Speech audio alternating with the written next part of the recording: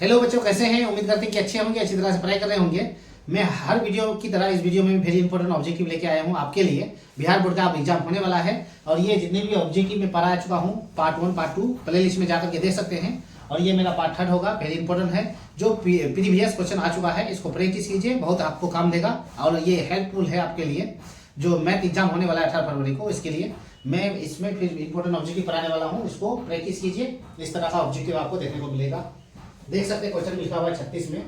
एक शंकु और एक बेलन के आधार के क्षेत्रफल समान है और उनके वक्र, क्वेश्चन पूछा है वक्र क्षेत्रफल समान है, तो बेलन की ऊंचाई यानी h का मान कितना दिया 2 और शंकु की तिर्यक ऊंचाई निकालना है। तिर्यक ऊंचाई यानी l का मान होता है, तो शंकु की तिर्यक ऊंचाई यानी l, ये शंकु अगर होता है तो उसकी तिर्यक ऊंचाई l का मान हम लोग को निकालना पड़ेगा।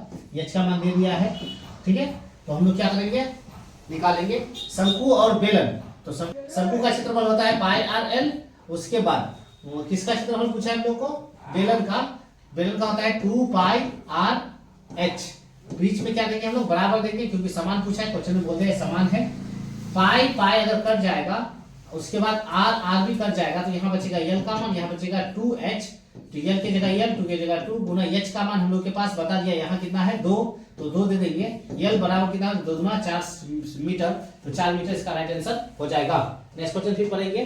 क्वेश्चन नंबर 37 में लिखा हुआ है, यदि किसी घन का आयतन 125 दे दिया है, तो घन की किनारा, घन के विकर, तो हम लोग एक तो अगर घन बनाए यहाँ इस तरह से, ये हो गया अगर घन हम लोग का, तो ये घन का किनारा भी होता है, इसी को भुजा भी कहा जाता है। इसको किनारा और भुजा दोनों बोल सकते हैं हम लोग, किनारा और भुजा ऐसे संकेत होता है, तो सभी भुजा बराबर हो जाएगा। किनारा बोलो या भुजा एक ही होता है। तो हम लोग घन का आयतन जानते हैं कि a क्यूब होता है बराबर 125 दिया हुआ है। क्यूब छोड़ेंगे तो रूट चल जाएगा 125 के ऊपर, तभी a का मान हम लोग का 5 निकल जाएगा। एक किनारा हम लोग का 5 निकल गया। अब किनारा और विकर्ण का अनुपात, तो किनारा 5 निकला, अनुपात विकर्ण, घन का विकर्ण होता है 3 गुना भुजा, 3 गुना भुजा दे देंगे, 5 की जगह 5, अनुपात 3 गुना भुजा का मान कितना निकला 5, 5 अगर काट दे तो क्या कुछ बचा 1, अंडर रूट कितना 3, तो 1 अंडर रूट 3 अनुपात में होगा, इसका राइट आंसर हो जाएगा। नेक्स्ट क्वेश्चन फिर पढ़ेंगे। क्वेश्चन नंबर 38 में लिखा हुआ है, यदि किसी अर्धगोले का संपूर्ण पृष्ठीय क्षेत्रफल 462 है, तो उसका व्यास क्या होगा। अर्धगोले का क्षेत्रफल होता है 3 पाई आर स्क्वायर बराबर 462 दे दिया हम लोग के पास। तो अर्धगोले का संपूर्ण पृष्ठीय क्षेत्रफल 3 पाई आर स्क्वायर होता है और 462 दिया हुआ है। 3 का पार में अगर काटे इसको, 3 एकम 3, एक बचेगा 16 बनेगा, 3 5 6 15, एक बचेगा 12, 3 चौके 12, पाई का मान 22/7, त्रिज्या का मान रहने देंगे हम लोग, बराबर 154 हम लोग का बचा। फिर अगर काटे हम लोग 12 से, तो इसका आधा हो जाएगा 11 हम लोग के पास, इसका आधा हो जाएगा 7 दूना 14, 7 दूना 14, 11 का पारा में कट जाएगा, 11 7 77, तो हम लोग के पास बचा आर स्क्वायर बटे 7 यहाँ, और उधर बचा 7 को 7 से गुना करेंगे, क्या हो जाएगा 7 का स्क्वायर, 7 7 49 हो जाएगा। स्क्वायर छोड़ेंगे तो रूट चल जाएगा 49 पर, तो कितना निकलेगा, त्रिज्या का मान 7, आर का मान 7, तो अब व्यास निकालने बोला उसका गुना हो जाएगा, तो डी बराबर उसका गुना हो जाएगा 14। देख सकते हैं 14 इसका राइट आंसर है। क्वेश्चन नंबर 39 में लिखा हुआ है, दो बेलनों की त्रिज्या यानी r1 r2 दिया हुआ है, उसकी ऊंचाई का अनुपात, ऊंचाई h1 और h2 दिया हुआ है, तो उनके आयतन का अनुपात होगा। आयतन पूछा है हम लोग को, तो आयतन लगाएंगे हम लोग बेलन का आयतन होता है पाई आर स्क्वायर एच, अनुपातों में दिया तो अनुपात लिखेंगे। फिर दूसरा बेलन का आयतन पाई आर स्क्वायर एच, हम लोग 1 माने, 2 और 2 मानेंगे। पाई हम लोग काट के हटा दें तो आर का मान 1 बचेगा, r1 का मान हम लोग के पास 2 पर स्क्वायर, उसके बीच गुना h1 का मान हम लोग के पास 5 है, 5 लिखेंगे यहाँ, अनुपात r2 का मान कितना दिया हुआ है 3 पर स्क्वायर, गुना h2 का मान कितना है 3 है, तो 3 देंगे, 2 का स्क्वायर 4 गुना 5 इधर बचा हम लोग के पास, उसके बाद 3 का स्क्वायर 9 गुना 3 बचा, यहाँ हो जाएगा 20, अनुपात यहाँ हो जाएगा 27, 20 अनुपात 27 यहाँ बी में है, 20 का राइट आंसर हो जाएगा। नेक्स्ट क्वेश्चन पढ़ेंगे। क्वेश्चन नंबर 43 में लिखा हुआ है, यदि भाग एल्गोरिथम a बराबर bq प्लस r, a का मान b का मान r का मान दिया हुआ है, तो b का मान निकालना है, a बराबर bq प्लस r, a का मान हम लोग के पास कितना है 72 लिखेंगे, b के स्थान में खाली है, q का मान हम लोग के पास कितना दिया हुआ 8 प्लस त्रिज्या का मान यानी r का मान 0, यहाँ 72 है बराबर 8 बी बचेगा, 0 को जुड़ने पर 8 9 72, यानी बी का मान हम लोग के पास 9 निकल गया, इसलिए ए इसका राइट आंसर हो जाएगा। नेक्स्ट क्वेश्चन पढ़ेंगे 44 में। क्वेश्चन नंबर 44 में लिखा हुआ है निम्नलिखित में से किसका दशमलव प्रसार शांत है। शांत होना चाहिए, जिस संख्या का हर 2 और 5 से कट जाए वो संख्या शांत है। तो देखेंगे हम लोग, ये संख्या का हर 1602 से संख्या कट जाएगा 160, इसलिए ये संख्या क्या हो जाएगा, शांत हो जाएगा। देख सकते हैं कि 2 से कटेगा ये पूरा, ये संख्या 2 और 5 से कटे, ये संख्या शांत है, इसलिए ये संख्या शांत हो जाएगा।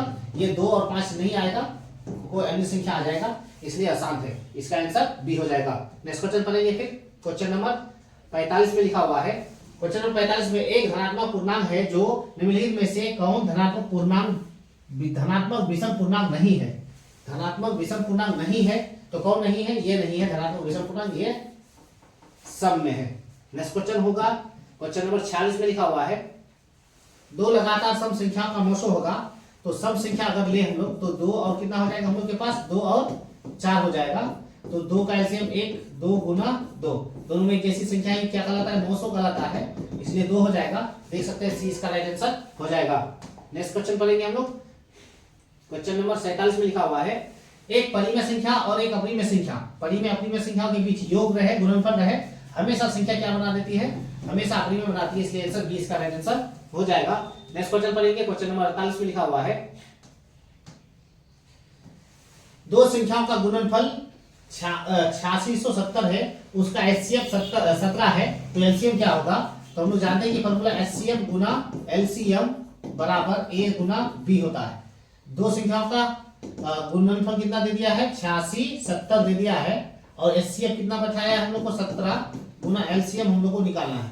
अब 17 का पारा में हम लोग क्या करेंगे, काटेंगे, तो 17 का पारा में काटने पर 17 5 6 85, इसके पास एक बचेगा, 17 एकम 17, 0 तक जाएगा, एलसीएम बराबर हम लोग के पास 510 आ जाएगा, 510 देख सकते हैं, डी है, डी इसका राइट आंसर हो जाएगा। नेक्स्ट क्वेश्चन पढ़ेंगे फिर। क्वेश्चन नंबर 49 में है निम्नलिखित में से कौन परिमेय संख्या है। परिमेय चुनने बोला है, दोनों को योग करके परिमेय होना चाहिए। यहाँ 100 है, उसका वर्गमूल 10 निकलेगा, ये इसका परिमेय हो जाएगा। इसको जोड़ने पर कितना हो जाएगा, 50 वर्गमूल निकलेगा। इसको जोड़ने पर 9 दूना 18, 8 1 9 वर्गमूल निकलेगा, इसका भी वर्गमूल नहीं निकलेगा, इसलिए इसका आंसर हो जाएगा।